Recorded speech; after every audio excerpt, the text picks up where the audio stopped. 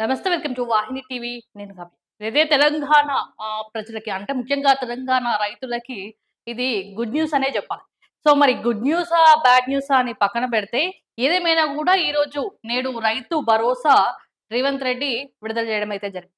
అయితే దీనికి సంబంధించి గూడా ప్రతిపక్షాలు గావచ్చు, వాళ్ళు వీళ్ళు చాలా రకాలుగా మాట్లాడుకుంటున్నారు.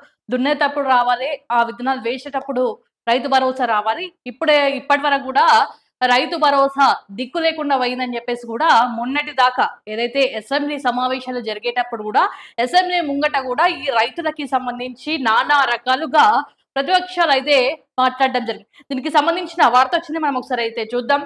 నేడు రైతు భరోసా విడుదల అయితే రైతు భరోసా నిధుల విడుదల కార్యక్రమాన్ని సీఎం రేవంత్ రెడ్డి నేడు సాయంత్రం లాంఛనంగా ప్రారంభించనున్నారు. అయితే సిద్దిపేట జిల్లా నర్మేట్ ఇందుకు వేదిక కానున్నది. కాగా ఆదివారం బ్యాంకులకు సెలవు కావడంతో సోమవారం ఉదయం నుంచి ఖాతాల్లో నిధులు జమ అవుతాయి. కాగా ఈసారి ప్రభుత్వం కొత్త తరహా విధానాన్ని అమలు చేస్తుంది.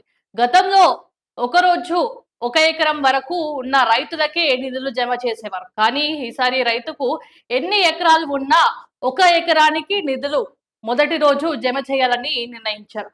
మొదటి విడతగా 70 లక్షల మంది రైతుల ఖాతాల్లో 3,590 కోట్లు జమ కానున్నాయి. రెండో విడతలో 2,650 కోట్ల నిధులను మరో 20 రోజుల్లో ఏప్రిల్ నెలాఖరులోగా మూడో విడత నిధులను రైతు ఖాతాలోకి బదిలీ చేయనున్నారు. మొత్తంగా 1.50 కోట్ల ఎకరాలకు సంబంధించి 9,000 కోట్లు రైతు భరోసా నిధులు అన్నదాత ఖాతాలోకి జమ కానున్నాయి. ఇందుకు అవసరమైన ఏర్పాట్లను వ్యవసాయ శాఖ పూర్తి చేసింది.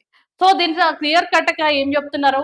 మీకు ఎన్ని ఎకరాలన్నా ఉండండి, 5 ఉన్నాయా, 10 ఉన్నాయా, 20 ఉన్నాయా, 50 ఉన్నాయా, ఎన్ని ఎకరాలను ఉండని, కాకపోతే రైతు భరోసా పడేది 1 ఎకరానికి మాత్రమే అని చెప్పేసి కూడా వాళ్ళు చాలా చాలా క్లియర్ కట్ గా చెప్తున్నారు. ఇంకా ఏంది, దానికి సంబంధించి 3 విడతల వారికి అంటే next month April month end వరకు ఈ 3 విడతలు కంప్లీట్ చేసే అవకాశం ఉందని చెప్పేసి వాళ్ళు చాలా క్లియర్ గా చెప్తున్నారు. అయితే దీనికి సంబంధించి 70 లక్షల మంది రైతుల ఖాతాలో 7,590 కోట్లు జమ కానున్నాయి. అంటే ఫస్ట్ విడత అంటే ఇప్పుడు అంటే రేపు, ఈరోజు ఆదివారం కాబట్టి అది విడుదలయ్యే ఛాన్స్ ఉండదు, ఎందుకంటే బ్యాంకులు అన్ని సెలవు ఉంటాయి కాబట్టి ఈ రోజు కాదు, రేపటి నుంచి ఆ రైతుల ఫోన్లో ఆ మెసేజ్‌లు టంగ్ టంగ్ అని మోగే అవకాశం ఉంటది కాబట్టి దాదాపు 70 లక్షల మంది రైతుల ఖాతాలో 3,590 కోట్లు ఒకటో విడతగా జమ కానున్నట్టు తెలుస్తుంది. అయితే రెండో విడతలకు సంబంధించి 2,650 కోట్లు విడుదల కానున్నట్టు తెలుస్తుంది. అంటే దీని ప్రకారం చూసుకుంటే ఇంకా 20 రోజుల తర్వాత అంటే దాదాపు 2 నెలలు నెలన్నర పట్టే అవకాశం ఉంది. 3 విడతల వారీగా రైతు భరోసా పడే అవకాశం కాబట్టి 3 విడతల వారీగా సమర్పించి ఏదైతే రైతులకి సంబంధించి ఏప్రిల్ నెలాఖరు లోపు పడే అవకాశం ఉంది. అంటే ఇవన్నీ ఒకటేసారి వేయట్లేదు. బడ్జెట్ వచ్చినాక కూడా దాదాపు 8 కోట్లు పడుతుంది. 9,000 కోట్లుకి సంబంధించి రైతు భరోసాకి సంబంధించి బడ్జెట్ విడుదల చేయడం అయితే జరిగింది. దీనికి సంబంధించి 3 విడతలు పెట్టారు. ఒక విడతకి 70 లక్షలు, రెండో విడతకి 2,000 ఒక విడతకి 3,590, రెండు విడతలకి 2,690. దీనికి సంబంధించి 1.50 కోట్ల ఎకరాలకు సంబంధించి దాదాపు 9,000 కోట్లకు సంబంధించి ఇది ఉంది. 3 విడతల వారీగా చేస్తున్నారు. మరి గతంలో కూడా దీనికి సంబంధించి రేవంత్ రెడ్డి కూడా మాట్లాడడం అయితే జరిగింది. రైతు భరోసాకి సంబంధించి ఇంకా ఎందుకు విడుదల చేయడం లేదు, వాళ్ళు కూడా గతంలో కేసీఆర్ కి సంబంధించి కూడా ఇదే రకంగా ఉండే, మరి ఇప్పుడు ఎందుకు రేవంత్ రెడ్డి ఇట్లా చేస్తున్నారని చెప్పేసి కూడా ప్రతిపక్షాలు కూడా మాట్లాడడం జరిగింది. సో రైతు భరోసా అని మీరు ప్రజలకి ముఖ్యంగా అన్నదాతలకి రైతులకు ఒక భరోసా కల్పిస్తున్నారు కాబట్టి వాస్తవానికి రైతు భరోసా ఎప్పుడు రావాలి?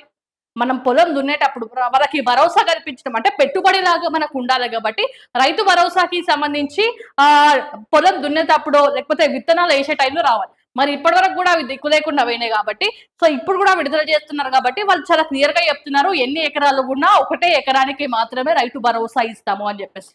మరి దీనికి సంబంధించి గతంలో రేవంత్ రెడ్డి రైతు భరోసా గురించి కూడా మాట్లాడడం జరిగింది. మరి ఈ విడతల వారీగా ఇస్తున్నారు కాబట్టి ఇదైనా కరెక్ట్ ఇవ్వాలి అని చెప్పేసి కూడా ప్రజలు ఆలోచిస్తున్నారు. మీరు ఫస్ట్ విడత రేపు అందరూ ఫోన్‌లలో టంగ్ టంగ్ అని మోగుతది కాబట్టి, ఈ ఇచ్చే ప్రణాళిక ఏదైతే ఉందో ఇది గూడా చాలా క్లియర్ కట్‌గా ఆహ్, చాలా తెలివివంతంగా వచ్చే రైతు భరోసా ఎంతమందికి ఇవ్వాలనుకుంటున్నారు? ఏం చేయాలనుకుంటున్నారు? ఎట్లిస్తారు? 3 విడతల వారీగా ఎంతమందున్నారు? అని చెప్పేసి గూడా దీనికి సంబంధించి కరెక్ట్ ఏసే ప్రయత్నం గూడా ఈ ప్రభుత్వం చేస్తే మంచిది. ఎందుకంటే వాళ్ళకొస్తున్నాయి, మాకొస్తున్నాయి, మాకొస్తున్నాయి ఇప్పటికే లేట్ అయిపోయింది రైతు భరోసాకి సంబంధించి. సో, దీనిపైన చిత్తశుద్ధి పెట్టి ఆలోచించి 3 విడతలు ఏదైతే ఉందో, ఆ 3 విడతలకి వాళ్ళకి చాలా క్లియర్‌గా చాలా స్పష్టంగా ఎయ్యాలని జెప్పేసి గూడా వాళ్ళు అనటం అయితే జరిగింది. అయితే దీనికి సంబంధించి శాటిలైట్ సర్వే అని జెప్పేసి గూడా రేవంత్ రెడ్డి పెట్టడం అయితే జరిగింది. ఏదైతే పైనుంచి చూసేది ఏదైతే ఉందో కరెక్ట్ పంటలు పండుతున్నాయా? ఎవరికి పండుతున్నాయి? ఏందని జెప్పేసి గూడా రేవంత్ రెడ్డి ఆ శాటిలైట్ సర్వే అయితే పెట్టడం అయితే జరిగింది. ఏదేమైనా గూడా తెలంగాణ ప్రజలకి ముఖ్యంగా రైతులకి గుడ్ న్యూస్ అనేసి చెప్పుకోవాలి.